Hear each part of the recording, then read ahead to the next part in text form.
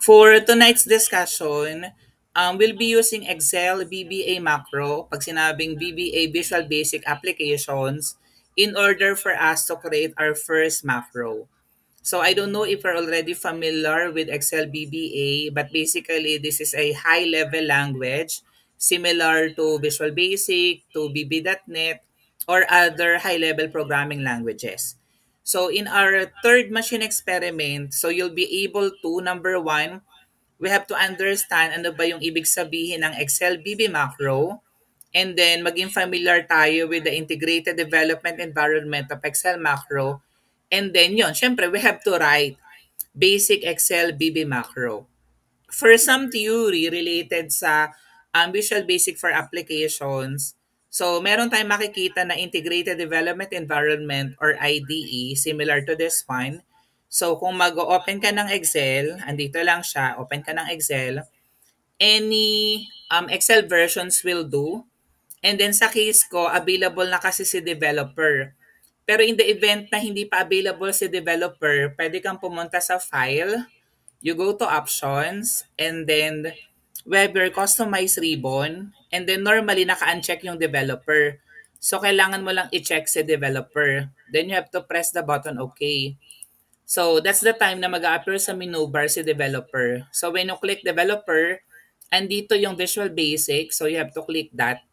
And then yung nakikita nyo sa screen kanina, andito yon, insert user form. Ayan.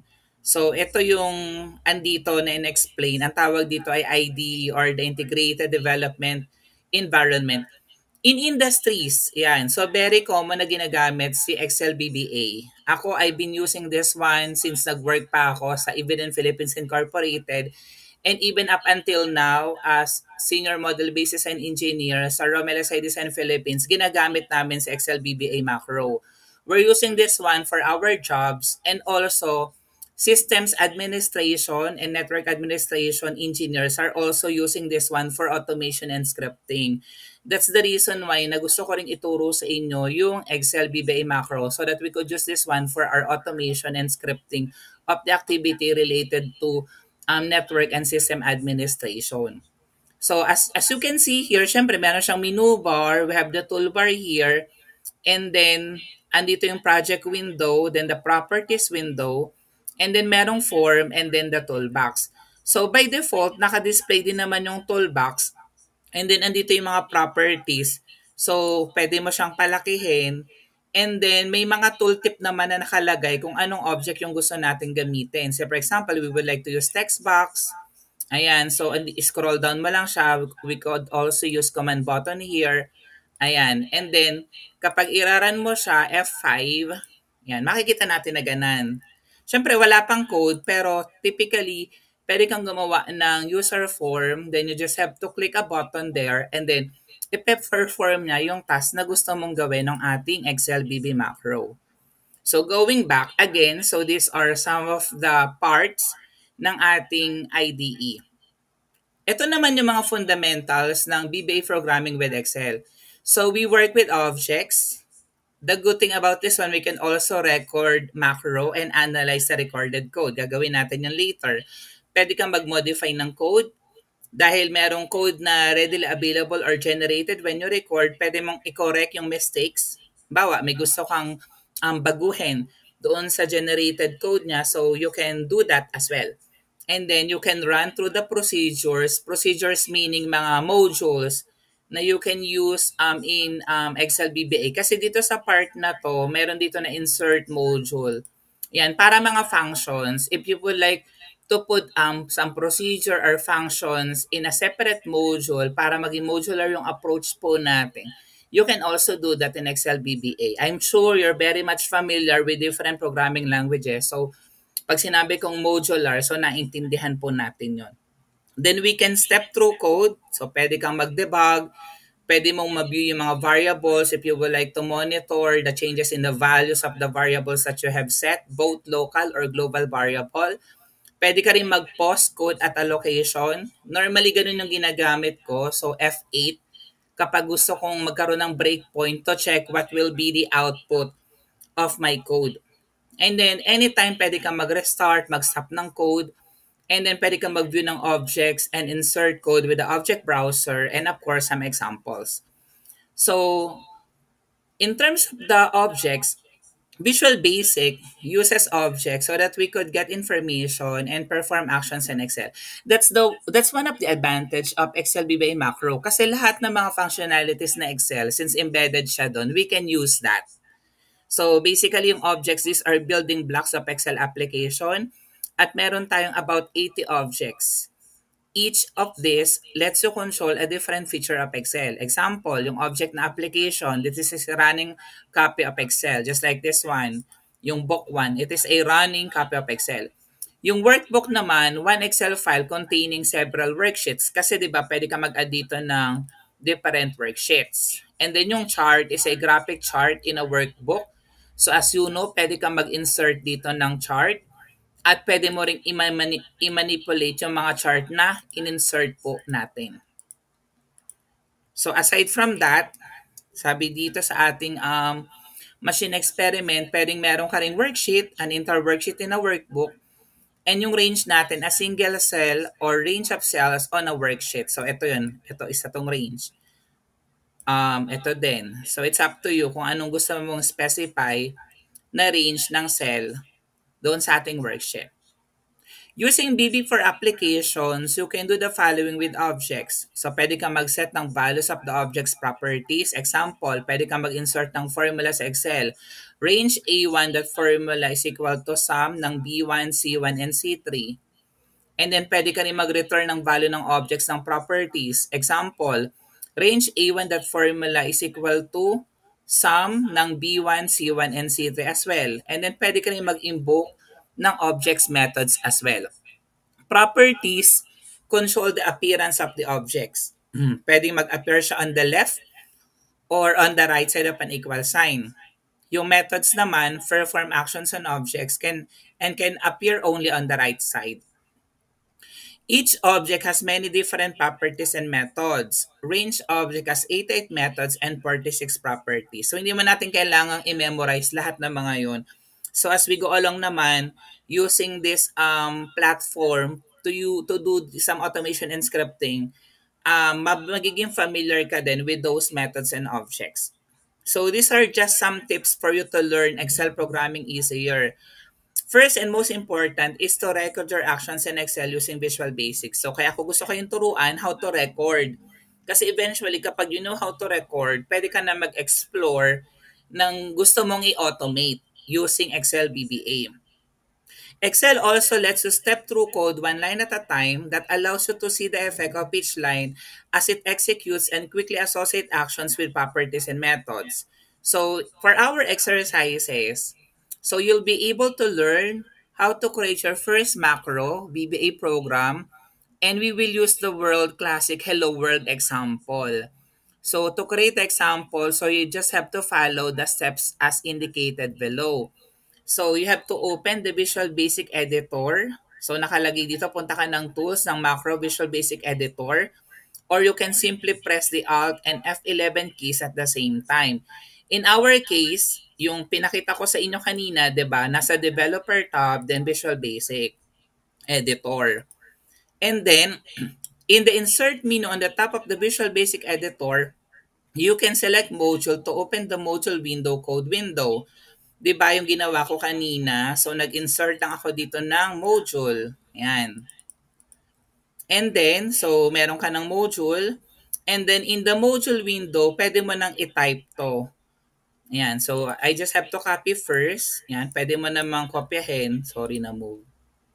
Okay. So, kinapi ko lang dito. So, explain ko lang. So, ang ginawa lang dito, meron tayong sub-procedure. Ang pangalan ng sub-procedure, so message.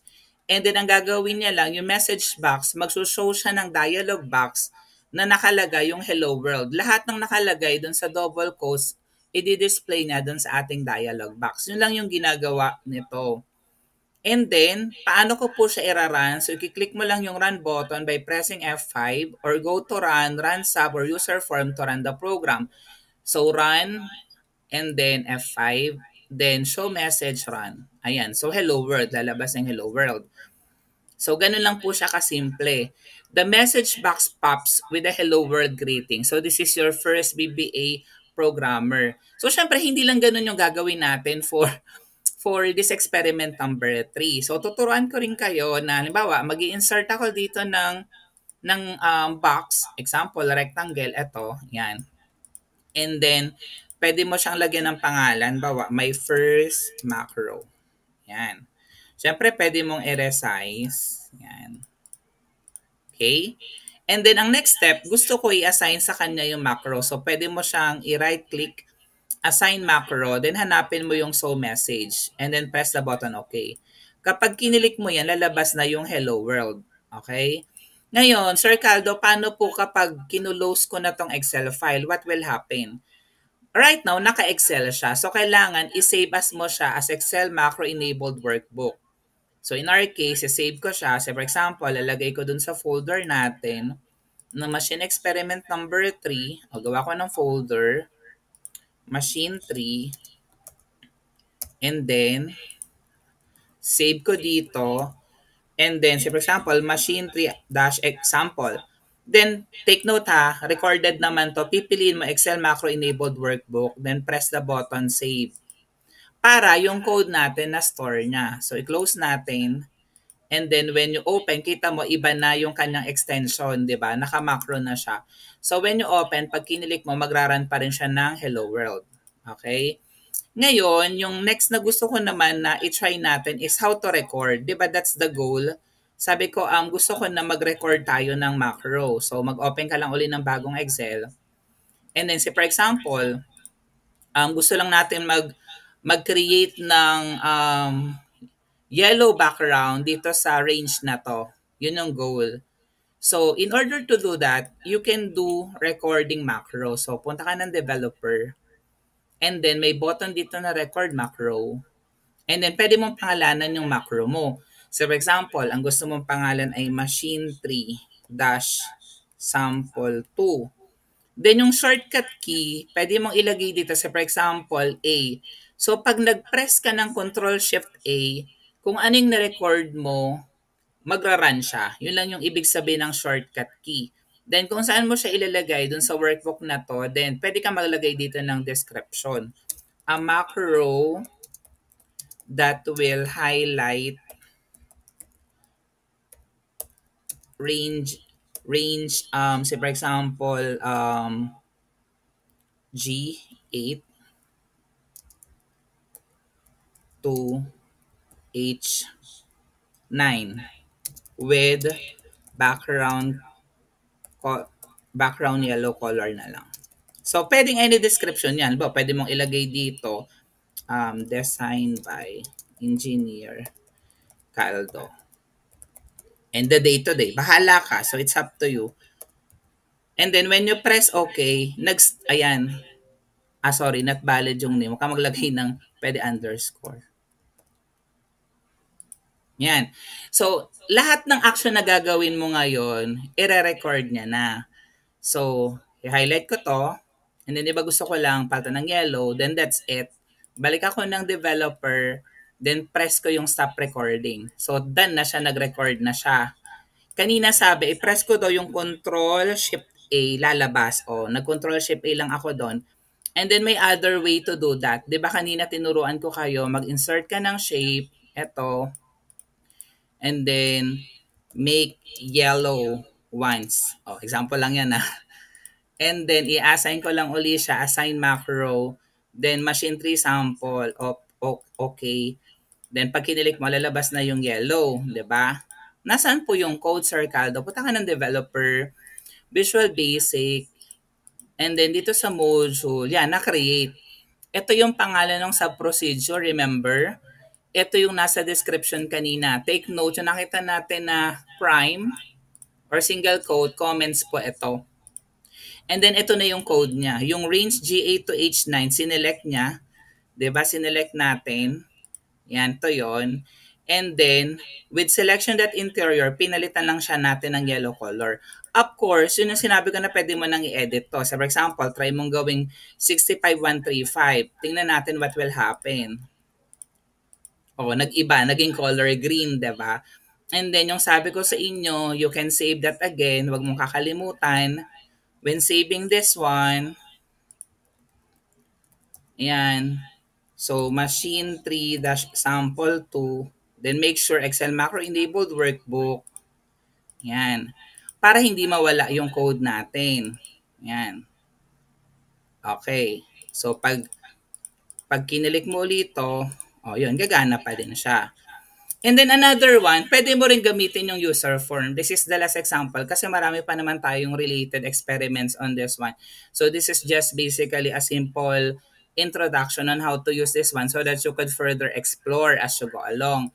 'Di ba kanina tinuro ko sa inyo dito sa Visual Basic, pwede ko maglagay ng user form. Example, ito yung user form ko. And then meron akong text box. Dalawang text box and then may label ako. And then, halimbawa, sabihin natin na yung label ay papalitan ko siya sa caption dito. Um, first, first number. Yan. Yun lang yung purpose niya for the first number. And then, ito naman, second number.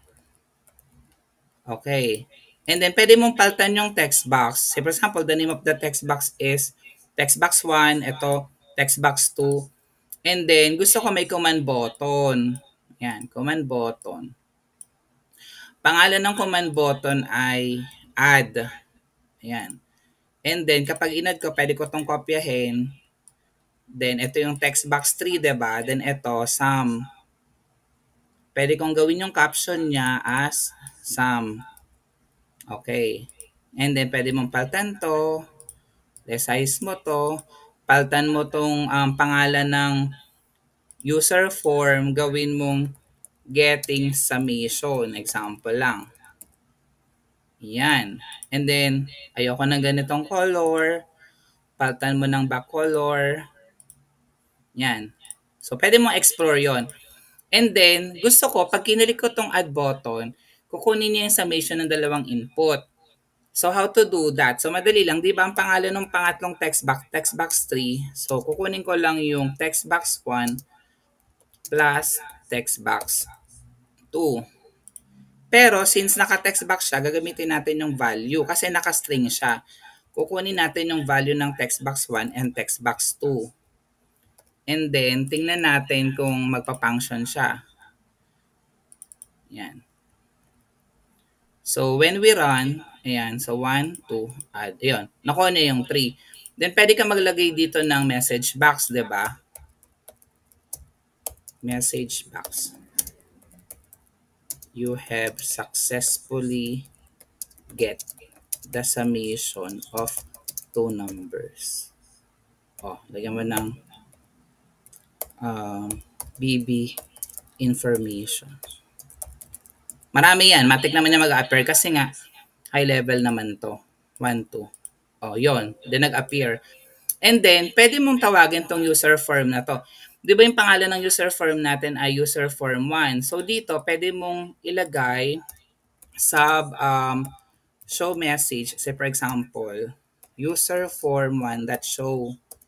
Purpose niya, iso-show niya yung message, yung user form. So, gawa ka ulit dito ng another shape.